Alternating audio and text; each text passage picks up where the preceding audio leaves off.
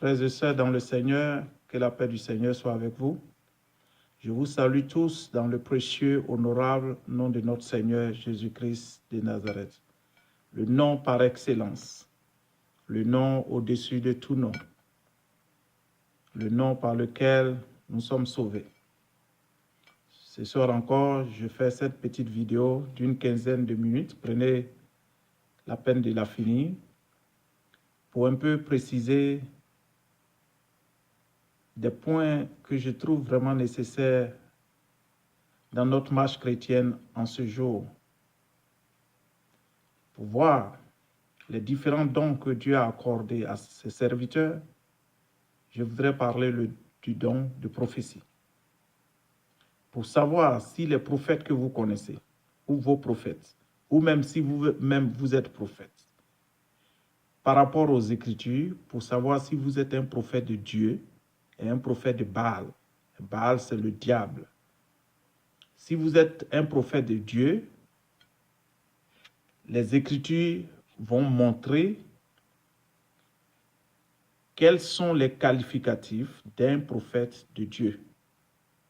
Avant de lire, je vous ramène dans l'Ancien Testament, où je vais préciser certaines choses pour être clair avec vous. Je ne serai pas très long. En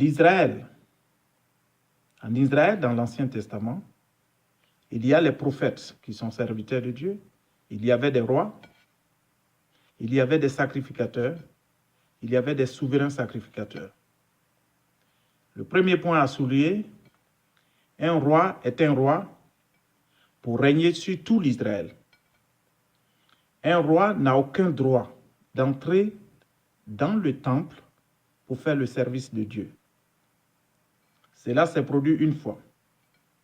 Le cas d'Ozias, qui, de son poste de roi, s'est précipité dans le temple pour pouvoir placer les pains de proposition ou les parfums. Il a été frappé de lèpre. Parce que quand les sacrificateurs lui ont dit « Roi, ce n'est pas votre rôle », il s'est foutu de leur gueule. En même temps, Dieu l'a frappé. De lèpre. Et c'est ça qui l'a tué. Alors je répète, le sacrificateur est celui qui travaille dans la maison de Dieu. Le souverain sacrificateur est au-dessus de tous les sacrificateurs dans le temple de Dieu.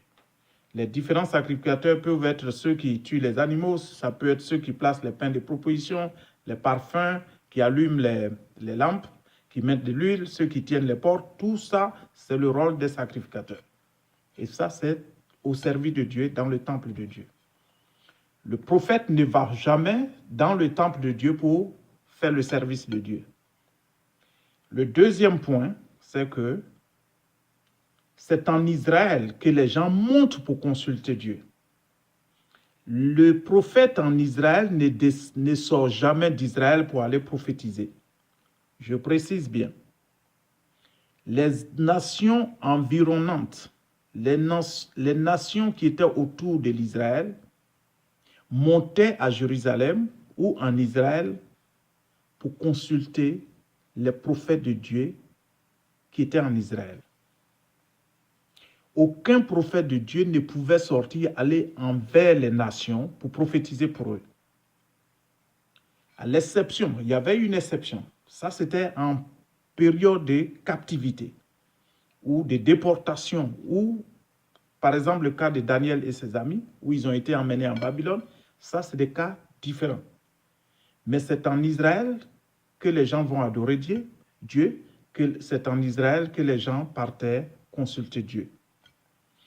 Comprenez aujourd'hui que l'Église est la miniature de l'Israël d'hier. Rien n'a changé, frères et sœurs. La parole de Dieu ne change pas.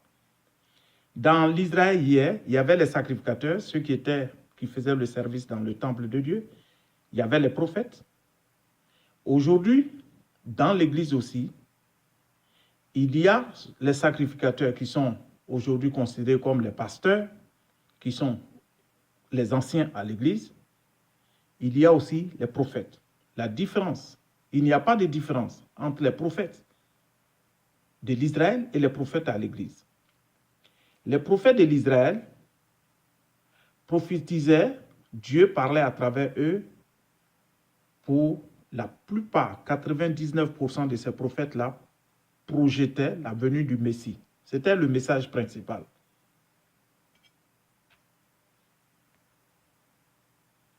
La venue du Messie, c'était le message principal. Dans l'Église aujourd'hui, nous allons voir quel est le rôle du prophète.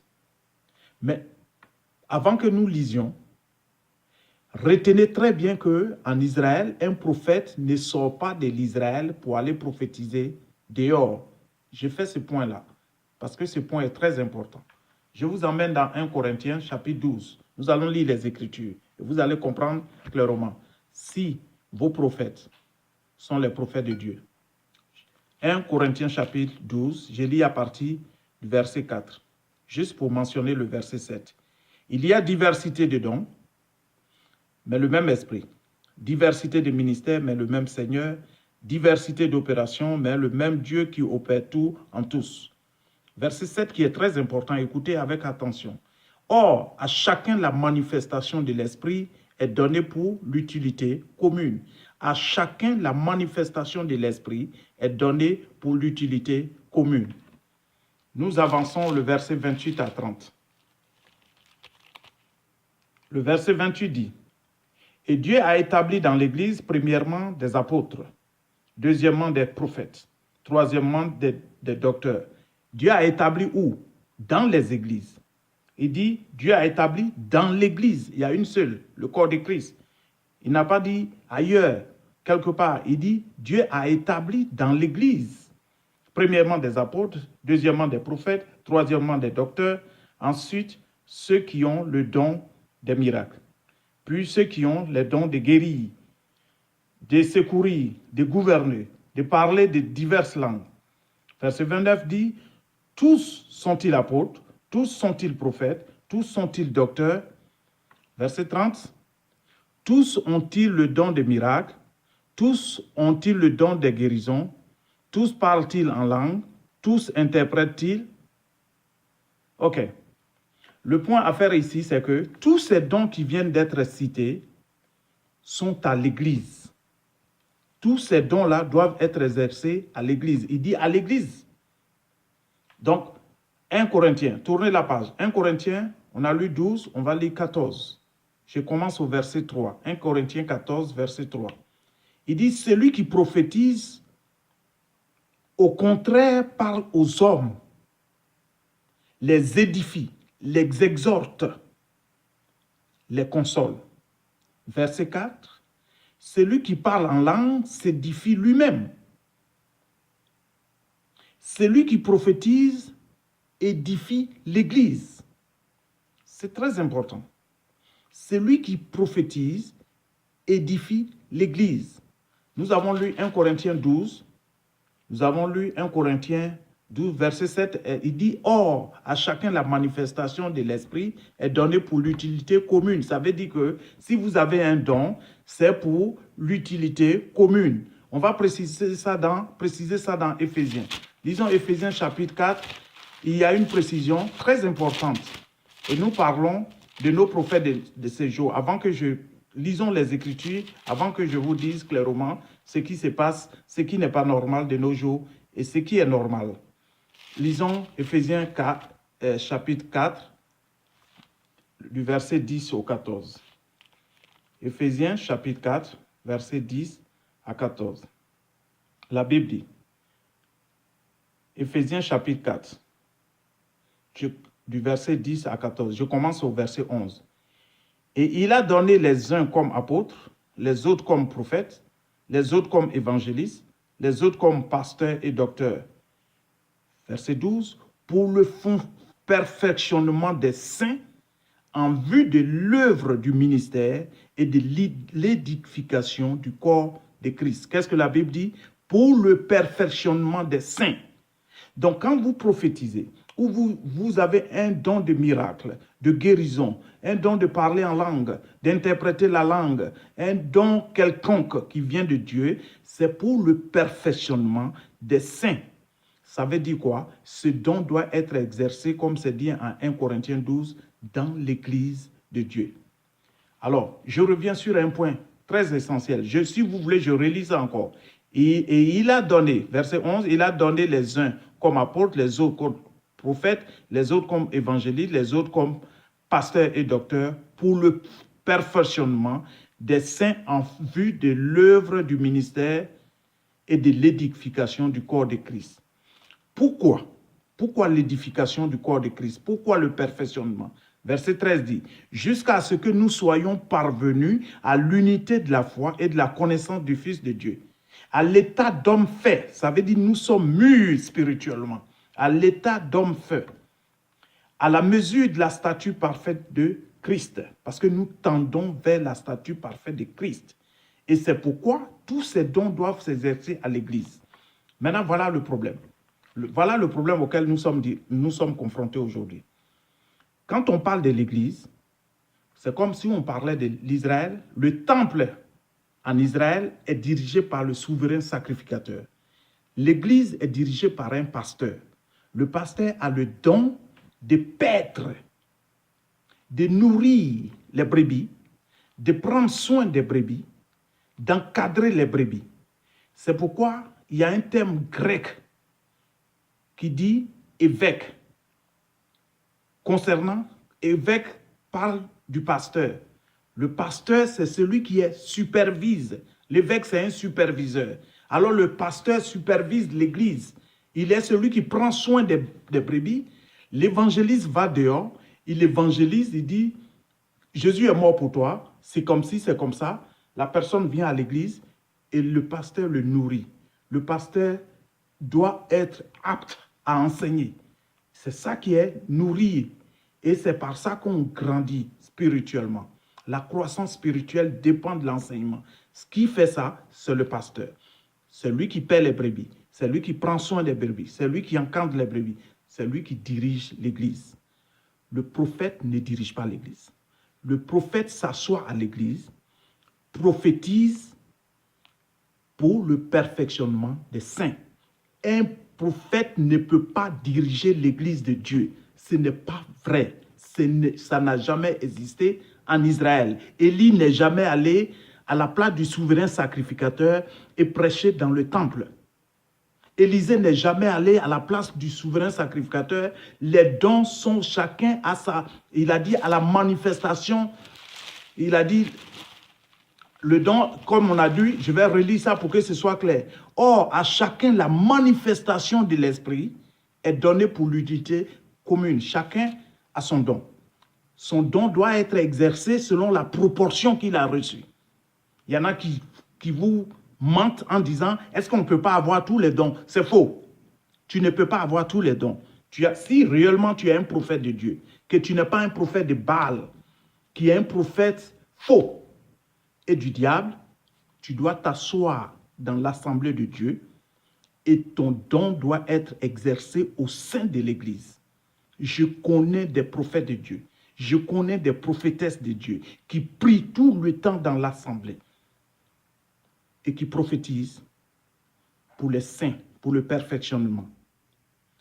Donc, frères et sœurs, tout comme en Israël, puisqu'un prophète ne sort pas de l'Israël pour aller vers les nations, et prophétiser, un prophète ne peut pas sortir de l'église, louer une salle pour prophétiser. La prophétie n'est pas pour les païens, c'est pour les croyants.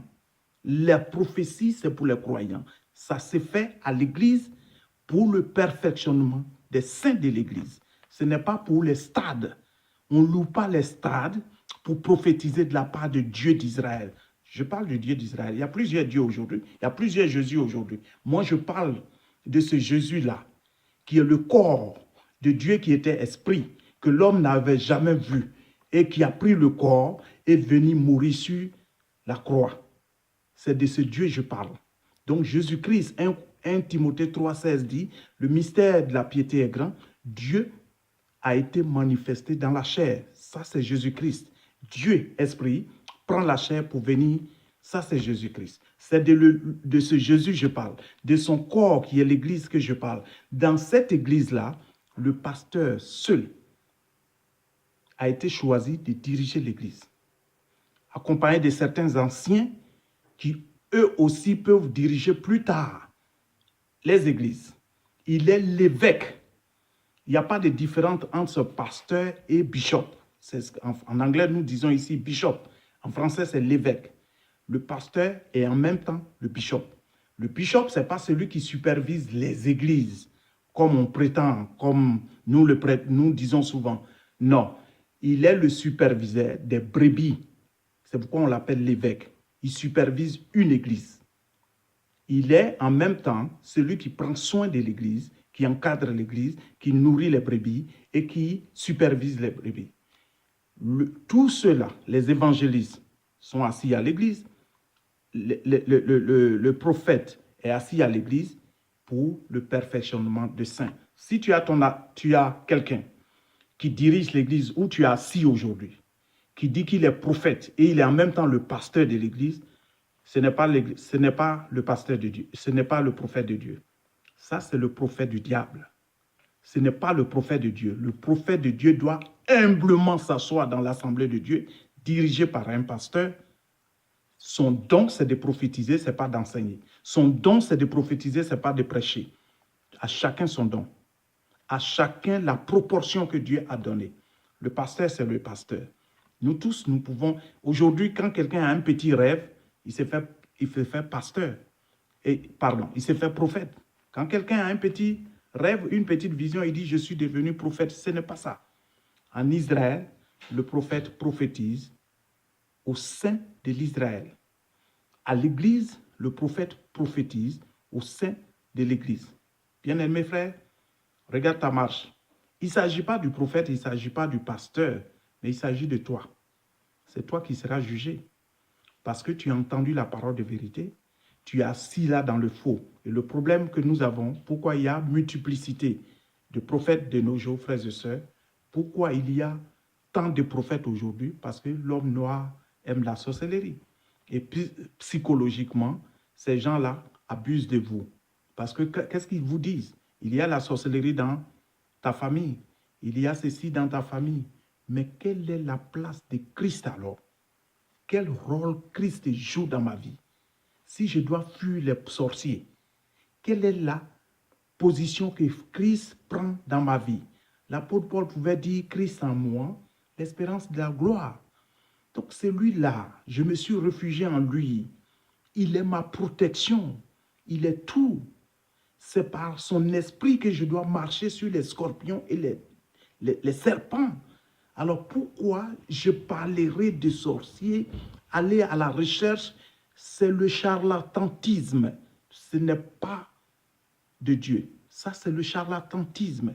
Et vous allez remarquer que ces gens ne sont jamais satisfaits. Ils passent d'un prophète à un autre prophète, à un autre prophète, parce que vous n'avez pas l'assurance de votre salut. Vous n'avez pas l'assurance de votre marche. Mais, frères et sœurs, si vous avez Christ vraiment dans votre vie, si vous avez expérimenté la mort, vous avez participé à sa mort et à sa résurrection, par son sang, vous êtes protégés. Le sorcier ne vous verra même pas. Là, vous avez toute une flamme autour de vous. Le prophète n'a rien à dire parce que le prophète ne fera rien. C'est un homme de Dieu, le pasteur, le prophète, l'évangéliste, va prier avec vous. Ce n'est que ça. Même si on dit qu'il y a le sorcier dans votre famille, le prophète ne fera rien. Il n'y a que le sang de Jésus qui vous protège. Voilà la parole qui te regarde ce soir, frères et sœurs. Voilà la parole de ce soir. C'est une parole pour vous fortifier, pour vous édifier, pour vous rendre strong, pour vous rendre encore plus fort, frères et sœurs. C'est ça la parole de ce soir.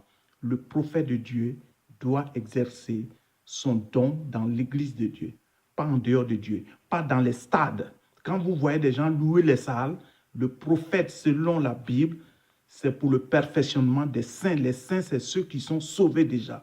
Ceux qui sont baptisés d'eau, qui ont reçu le Saint-Esprit, qui vivent la vie de sanctification, c'est ceux-là que nous appelons saints. Les apôtres étaient saints parce qu'ils ont expérimenté le baptême du Saint-Esprit. Nous l'avons expérimenté aussi. Nous, les saints de Doraville, nous l'avons expérimenté. Nous avons reçu le Saint-Esprit. Nous sommes les saints de Dieu aussi. Alors, notre prophète doit siéger parmi nous et prophétiser pour le perfectionnement des saints. Le prophète ne peut pas aller louer des salles et faire des miracles. Ce n'est pas un prophète de Dieu, c'est un prophète de Baal. Acceptez le message si vous le voulez. Vous ne l'acceptez pas, la parole de Dieu ne change pas. La parole de Dieu ne change pas. Donne ton argent au prophète comme tu veux, cours de gauche à droite, mais tu vas à l'enfer. Parce que le prophète ne te sauvera pas. Tu es sauvé par la parole de Dieu. Lis ta Bible, approche-toi à la Bible, pose tes questions. Comment je dois marcher? La vie de sanctification. Quand il parle de la nouvelle naissance, baptême d'eau, baptême du Saint-Esprit et la vie de sanctification. Le Seigneur viendra prendre ceux qui sont purs et irréprochables. Les apôtres disent qu'ils vont nous préparer purs et irréprochables. Et ça, c'est par la parole de Dieu. Que la paix du Seigneur soit avec vous. Un petit message ce soir d'exhortation pour que vous soyez attentifs à votre marche. Les temps s'annoncent très difficiles. Vous voyez tout ce qui est autour de vous. Si vous savez lire la parole de Dieu, vous comprenez les événements autour de nous déjà, que le Seigneur n'est pas loin. Frères et sœurs, le prophète de Dieu exerce son ministère à l'église de Dieu sous la supervision du pasteur. Gloire soit rendue à ton nom ce soir. Seigneur, touche les cœurs. Bénis chaque foyer qui écoute cette vidéo. Que ta main protège chaque foyer. Et Seigneur, tu es le protecteur. Tu es notre salut. Tu es notre espérance. Et ce soir encore, je te demande, dans le nom précieux que tu nous as donné, le nom par lequel, Seigneur, tout genou fléchit et toute langue rend gloire que tu es Dieu. C'est par ce nom, Seigneur, j'envoie ta bénédiction dans chaque maison. Et que ta crainte, tes enfants te servent avec crainte et tremblement. Dans le nom du Seigneur Jésus-Christ de Nazareth. Pasteur dit Atlanta, merci à vous et à bientôt.